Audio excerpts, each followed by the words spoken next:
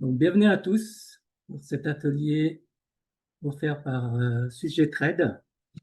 Donc, je me présente, je m'appelle Laurent, je suis coach chez Sujet Trade. Et aujourd'hui, je vais vous parler du volume profile. Alors, qu'est-ce qu'on entend par volume profile? Le volume profile, en fait, c'est l'indicateur. Vous voyez la gauche, ici. Donc, vous voyez là, en fait, on voit la distribution. Donc, un volume profile, c'est ça. C'est la distribution du volume par niveau de prix. Autrement dit, c'est le nombre d'ordres exécutés en fait qui sont sur chaque niveau de prix. Donc c'est un peu ce qu'on arrive à voir. Normalement, le volume que vous voyez, c'est souvent un volume qui est en bas par bougie. Là, c'est par niveau de prix. Donc un volume profile, il y a plusieurs concepts autour du volume profile. Il y a la notion déjà de zone de valeur, de value area, qui est important. Vous verrez, je reviendrai dessus. Donc ça, c'est 70% ou 70% du volume échangé souvent dans la journée. C'est ça qui nous intéresse. Et cette zone, elle est délimitée par un haut, qui est la VVH, et par un bas, qui est la VVL. Et souvent, au milieu, vous avez le VPOC, qui est le volume le plus échangé. Et après, vous voyez que le volume profile forme comme ça des hauts et des bas, un peu comme une montagne, des creux et des sommets, donc qu'on appelle des HVN et des LVN. Donc tout ça, ça forme quelque part des supports et des résistances. Mais aujourd'hui, je ne vais pas vous parler de ça, parce qu'en fait, le volume profile, si on se limite juste à la notion de support-résistance, en fait, c'est un peu limiter l'outil, alors que l'outil est beaucoup plus puissant que ça. Donc aujourd'hui, moi, je vais plutôt vous parler d'autre chose que le volume profile, pardon, que les supports résistance.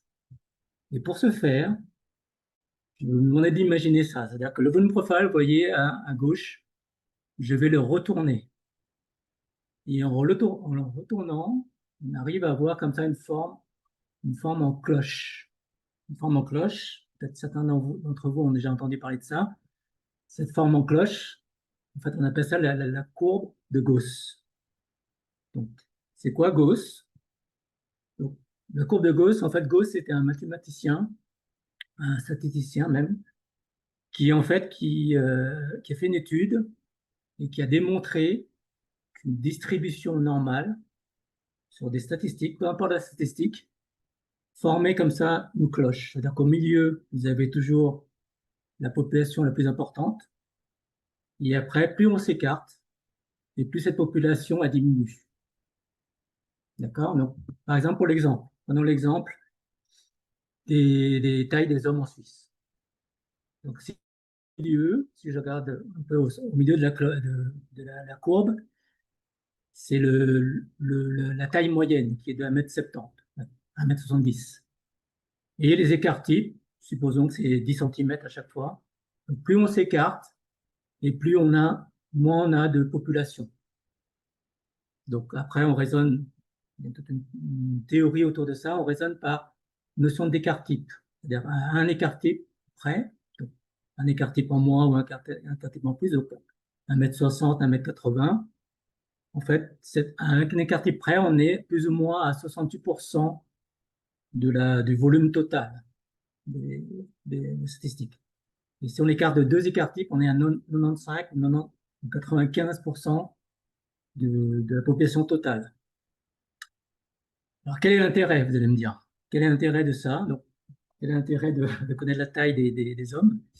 En fait, l'intérêt, c'est par exemple si je voulais faire un pari avec vous, si je vous dis que là, la prochaine personne, le prochain homme qui passe la porte, je peux vous parier en disant, bah, en fait, je suis pratiquement sûr, ou je vous parie 100 balles, que cet homme-là, il va mesurer plus de 1,50 m. Donc, évidemment, il peut arriver que la personne soit inférieure à 1,50 m, mais dans la plupart des cas, je vais gagner mon pari. Donc, l'idée, c'est ça. L'idée, c'est que plus on va dans les extrêmes, et moins on a de cas. Et donc, le trading, c'est un peu ça. Le trading, c'est, on va essayer de détermine ces extrêmes, pour pouvoir trader ces extrêmes, puisque dans ces extrêmes-là, on a très peu de cas qu'il aille plus loin, surtout. D'accord? Donc, si on revient sur l'exemple maintenant des financiers, donc prenons l'exemple de l'iPhone. L'iPhone, si on regarde là ici, plus ou moins, le prix moyen d'un iPhone actuellement, il est à 1500 francs ou 1500 euros. Ça, c'est le prix moyen, c'est le juste prix. C'est le prix pour lequel les gens sont prêts à acheter l'iPhone. Plus on s'écarte, en haut ou en bas, donc si on arrive à, là, supposons que c'est un écart type de 200, si on arrive à 1700, là, on commence à trouver l'iPhone cher. D'accord? Et si on descend en dessous de 1300, on va trouver que l'iPhone n'est pas cher. Et donc, si on se base sur la théorie de Gauss, donc ça, c'est la zone de valeur, c'est les 70%, c'est un écart type. Donc, si on se base sur ça, ça voudrait dire que plus on va aller vers les extrêmes, plus on va, exemple 2000 francs, si j'arrive à 2000 francs, ben là, je vais trouver ça cher. Beaucoup de gens, 90% des gens vont trouver ça cher. Et s'ils trouvent ça cher en finance, en trading, si on trouve ça cher, on va vendre. Et pareil, si on s'éloigne, mais plutôt vers le bas, si on arrive vers 1000 francs, ben on va arriver dans une zone qu'on appelle zone discount, et on va trouver ça pas cher. Le fait que ce soit pas cher, ben, nous, on a envie d'acheter. Ça va inciter les gens à acheter. Donc, c'est ça. Ça, c'est ce qu'on appelle la zone de valeur, c'est la théorie des enchères. Plus on monte, plus on s'écarte dans les extrêmes, et plus, quelque part, les gens sont incités à acheter ou vendre. Et donc, ça fait cette sorte de courbe. Ce volume profile traduit ça, traduit comme ça un contexte. Donc, si je regarde toujours avec l'iPhone, si je continue, vous voyez que l'iPhone, au fil du temps, l'iPhone le prix a monté. Le prix, en fait, était 2007 autour des 500 balles. Et petit à petit, aujourd'hui, on est à 1500. Et vous voyez que les prix ont évolué petit à petit. Le prix n'évolue pas comme ça de façon arbitraire, parce que derrière, on doit avoir une acceptation. C'est-à-dire que les gens doivent accepter de payer ce prix-là. Et s'ils acceptent de payer ce prix-là, l'année suivante, peut-être qu'ils vont accepter de payer un peu plus cher, etc., etc. Et de temps en temps, on a des gaps de prix. C'est ça, cette notion de, c'est ce que va traduire le volume profile. J'affiche le volume profile. Donc ça, c'est une vision du volume profile. Sans rentrer dans le détail, vous voyez que là, la zone violette, c'est les zones de valeur. Et vous voyez que ces zones-là évoluent. Ces zones-là évoluent ou sont confirmées. D'accord? Donc c'est ça qu'apporte aussi le volume profile, c'est cette étude-là. Cette étude de qu'attend le marché, ou que veut le marché par rapport au volume. D'accord?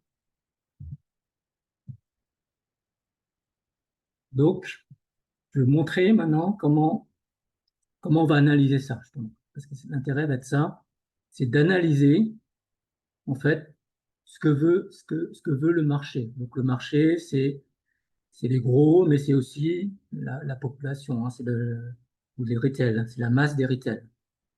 Le volume profile va nous traduire ça, puisque le volume va nous traduire ça. D'accord?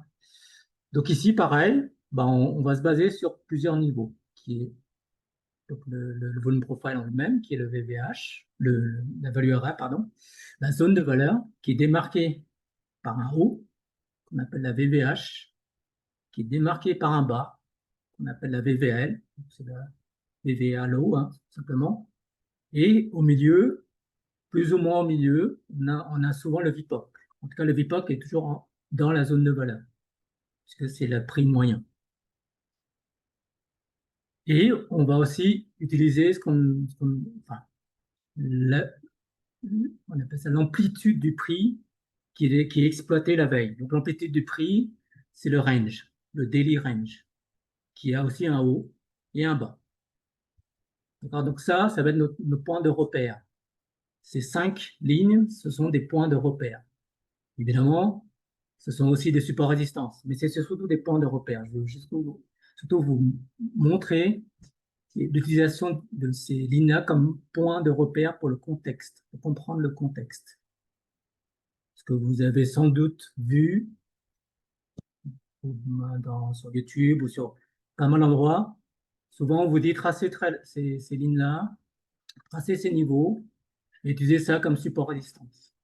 Parfois vous achetez, vous vendez, vous ne comprenez pas trop ce que vous faites, et à chaque fois vous dites, bah, en fait ça ne marche pas, parce que derrière, quand j'achète, ça monte, enfin, quand j'achète, pardon, ça descend, et quand je vends, ça monte.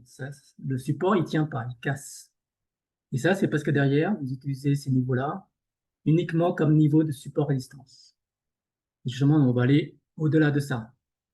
C'est beaucoup plus intéressant de comprendre le contexte via ces niveaux et justement d'utiliser ces zones, parce que quelque part, c'est des zones où le prix circule, où le prix, en tout cas, est accepté par les gens, où le prix travaille. Donc, ces zones-là où le prix travaille va nous indiquer un peu le contexte de ce qui se passe réellement sur le marché. D'accord? Et pour ça, on va définir ces zones-là sur différents niveaux de zone. Vous avez la zone 1, la zone 2 et la zone 3. La zone 1, c'est la zone où, en fait, on est dans la zone de valeur. D'accord? Le marché, le prix. Donc souvent, on dit, on regarde ça pendant l'ouverture, mais en fait, ça, on peut regarder à tout moment. À tout moment, vous pouvez analyser donc, comment vous voulez trader. Vous devez analyser déjà, c'est quoi le contexte? Dans quel contexte je suis? Donc, la zone 1, c'est la zone où le prix, il travaille dans la zone de valeur de la veille. Évidemment, tout ça, je n'ai pas dit, mais tous ces zones-là, on les regarde par rapport aux zones de la veille, puisque la zone du jour est en formation. Donc, on ne peut pas exploiter la zone de valeur de la journée. Elle évolue continuellement. On va plutôt nous poser la question en nous disant, ben, en fait, qu'est-ce qui s'est passé par rapport à la veille? Qu'est-ce que le marché veut par rapport aux zones de la veille? Puisqu'on sait ce que la veille, le marché a fait. On connaît ces zones de valeur. Donc, ici, ce que j'affiche en volume profile, ici, dans cette zone-là, c'est le volume profile de la veille. Alors ça, c'est le résultat de ce qui s'est passé la veille. La zone violette, c'est la zone de valeur, donc c'est les 70%, un écart type près. Donc c'est les 70% du volume de la veille. D'accord? Ça veut dire qu'il y a 70% des gens qui ont accepté d'échanger dans cette zone-là. C'est ça qui est important. D'accord? Cette zone 1, donc elle est importante que cette zone-là, si le prix actuellement, ou même à l'ouverture, ou vous pouvez vérifier à plusieurs endroits, l'ouverture de minuit, l'ouverture asiatique, l'ouverture européenne, l'ouverture américaine, ou même à tout moment, si le prix il est dans cette zone-là, c'est que le marché accepte les prix, la zone de valeur en tout cas, échangés la veille. Donc ça, c'est un message important. Parce que s'il accepte la zone de la valeur de la veille, c'est que le marché, on appelle ça plutôt équilibré. D'accord? C'est un marché qui est en train d'évoluer dans une zone de valeur qu'elle a travaillé la veille.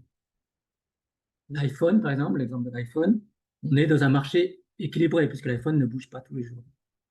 Donc, le fait qu'on soit dans un marché équilibré, les extrêmes sont importants puisque derrière, ça veut dire que les gens ont accepté un haut, une extrémité en haut et en bas.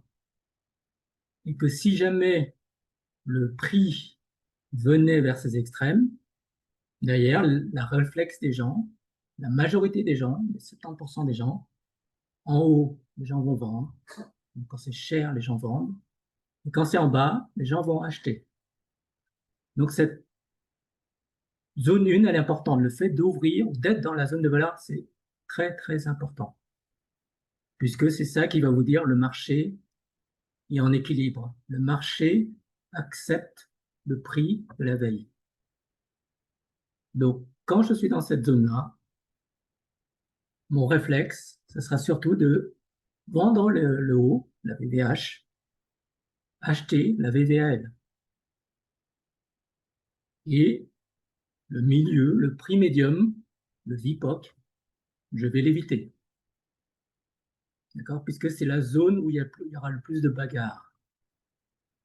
Nous, on va plutôt chercher à exploiter les extrêmes, puisque les extrêmes, derrière, il y a moins de pourcentage. Au milieu, on est à 50-50. Sur la VPOC, on est à 50-50. Il y a 50% de chances que ça parte dans un sens, et 50% que ça parte dans l'autre sens. D'accord?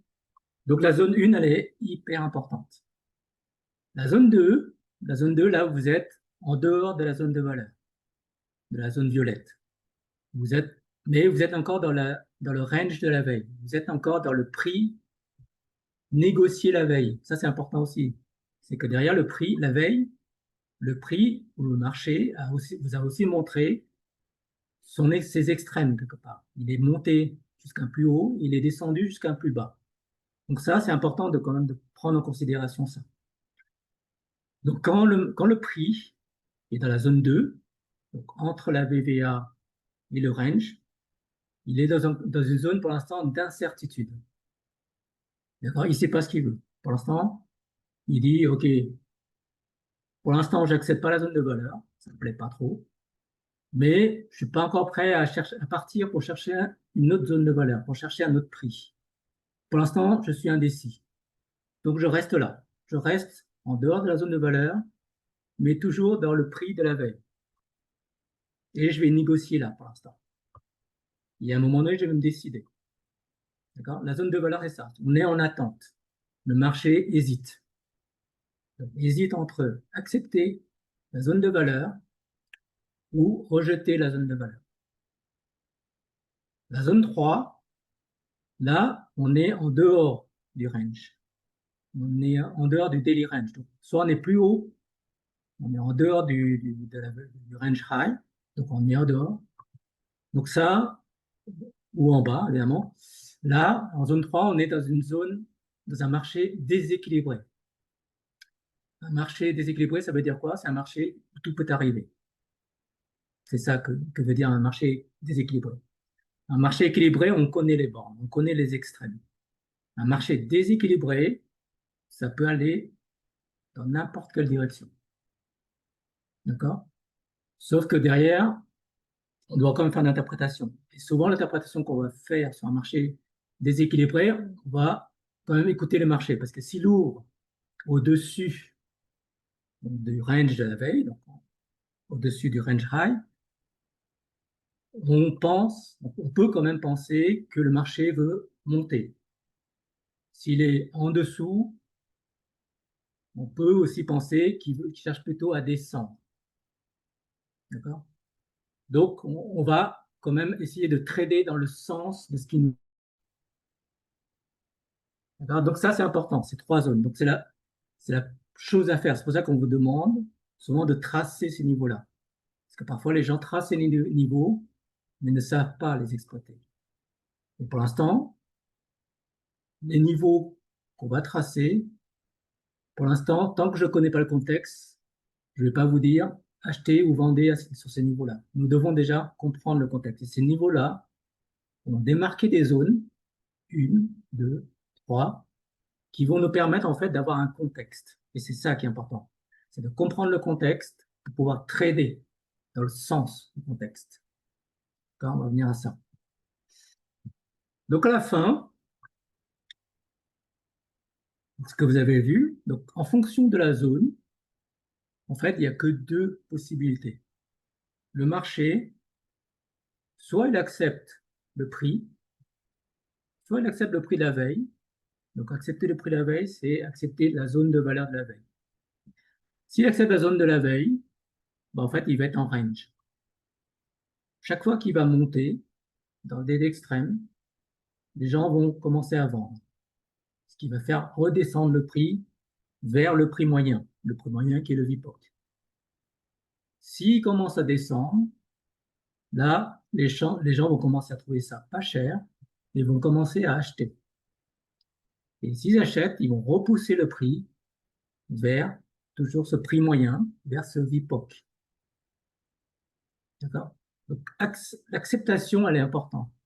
Comprendre que le marché est en train d'accepter le prix, quelque part, c'est ce que vous voyez quand le marché range. Quand il range toute une journée, ça c'est magnifique parce que derrière, vous jouez le haut et le bas, là vous avez le potentiel qui est énorme. Souvent on sous-estime les ranges, mais les grands ranges. Ça, moi, ça fait partie de mes patterns favoris, c'est les grands ranges.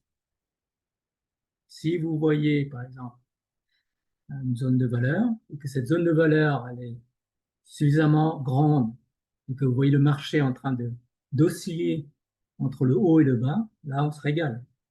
Parce que derrière, vous mettez un petit stop, suffisamment grand, évidemment, par rapport à la volatilité. Et là, vous pouvez souvent viser le haut. Évidemment, on va passer par des étapes, mais souvent, on peut viser la VVH. Donc ça, le marché, il accepte la zone de valeur. Alors ça, c'est une acceptation de la zone de valeur. Donc ça, c'est des moments importants. Si vous voyez un marché accepter une zone de valeur, normalement, vous devrez pouvoir en profiter si vous comprenez ce qu'il est en train de faire. C'est très rare. Évidemment, s'il y a une news, tout ça, ça peut partir. Hein. Mais en situation normale, en marché équilibré, sans news importante, bah derrière le marché, il va juste osciller tranquillement. Il va faire ses hauts, il va faire ses bas. Et là, vous vendez les hauts, vous achetez les bas. D'accord? Et ça, l'acceptation est importante.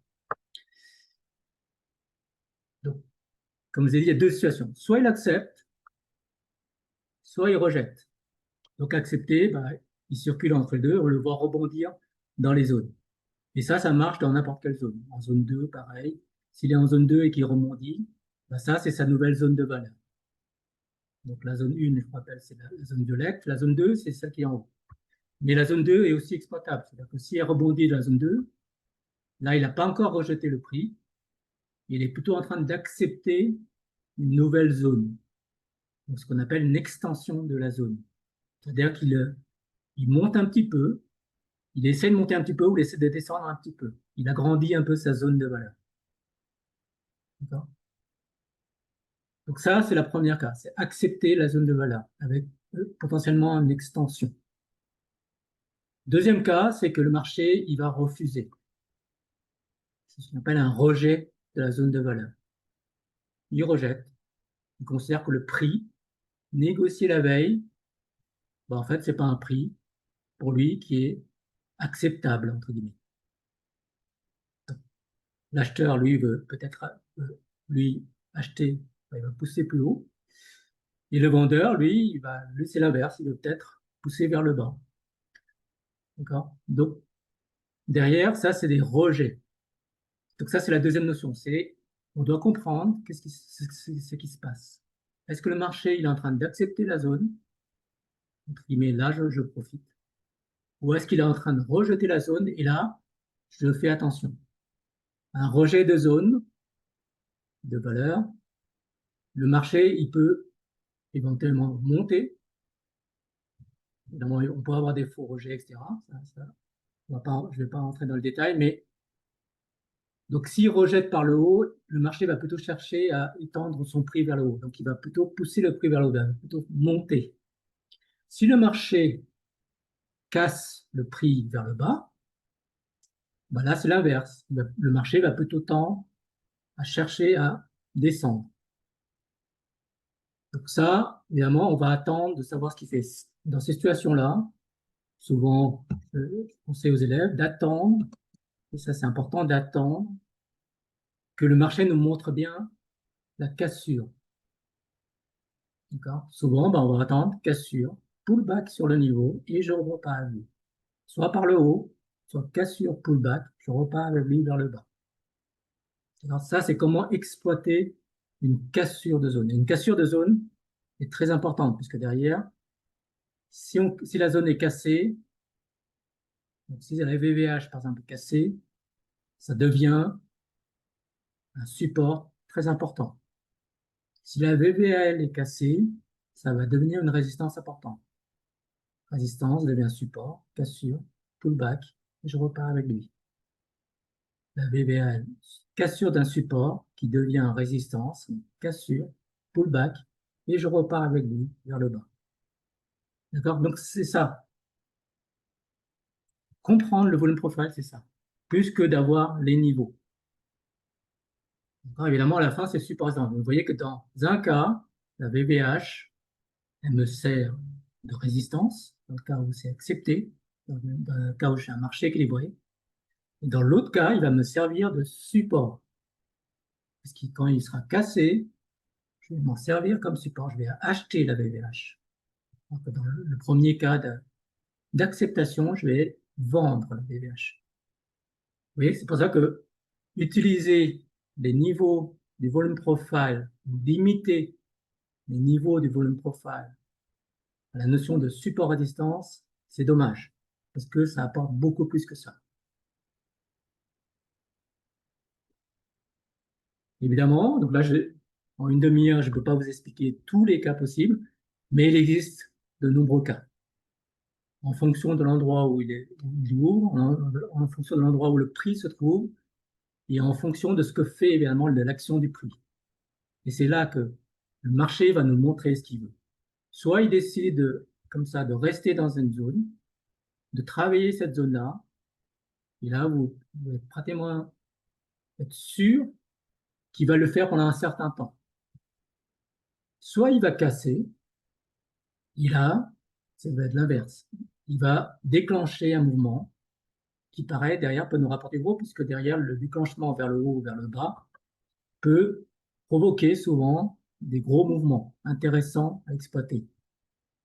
Et ces mouvements-là, souvent on essaie de les attraper une fois que ça part, mais en fait, ces mouvements-là, il faut souvent les attraper une fois que le marché nous a validé ce qu'il voulait faire.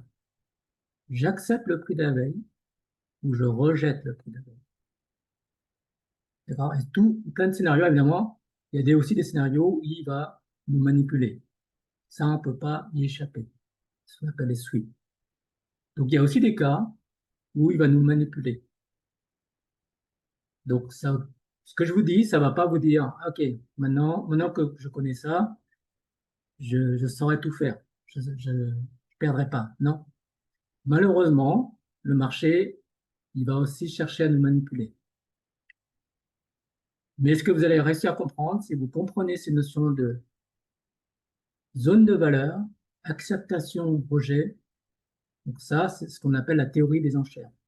Vous allez comprendre ce que veut le marché. Ça veut dire que même si le marché nous trompe une fois, peut-être deux fois, il va casser, faire une fausse cassure, il va réintégrer. Ça, vous allez comprendre ça. Vous allez voir que vous êtes fait avoir peut-être deux fois et que le troisième coup, dès qu'il va vous montrer qu'effectivement, il vous a manipulé, il a fait un sweep, il vous a fait une fausse cassure, ben, en fait, vous allez vous rattraper sur les trades suivants. Donc, l'essentiel, c'est ça. Donc, moi, je ne rentre pas dans le détail parce que derrière, ça, vous pouvez venir nous voir. Hein, derrière, ça fait partie de notre formation d'apprendre tous ces scénarios-là, d'apprendre en fait à trader un contexte, que j'appelle moi trader un contexte, plus que trader un support résistance. D'accord? Vous tradez un contexte. Le support résistance, vous en avez un paquet.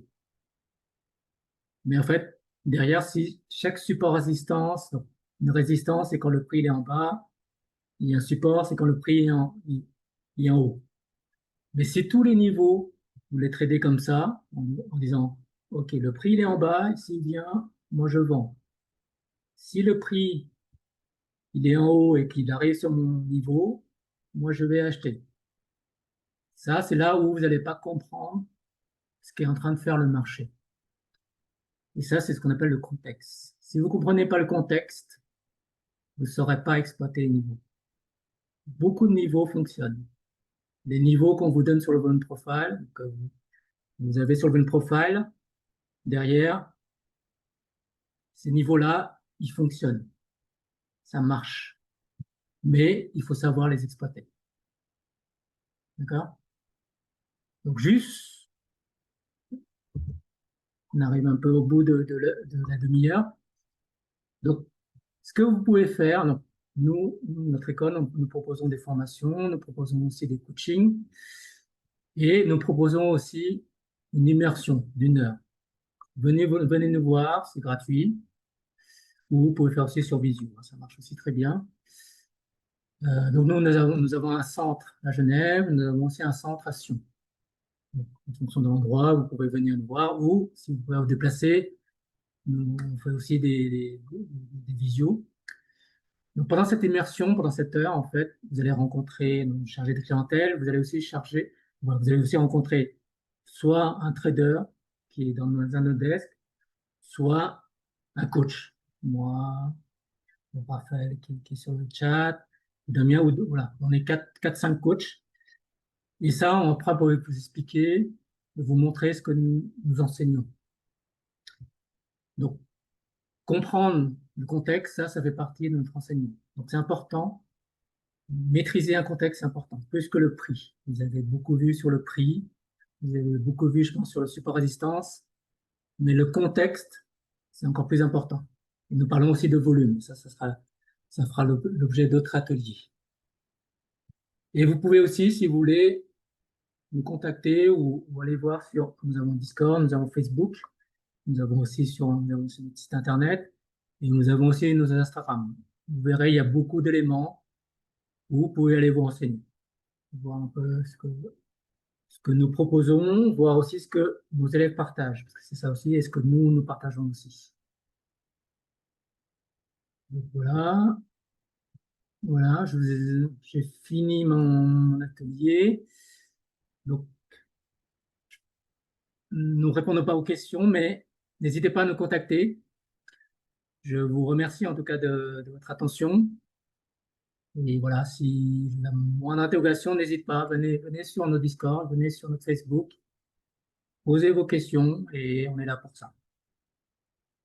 Voilà, merci en tout cas pour votre attention. J'espère que ça va être intéressant.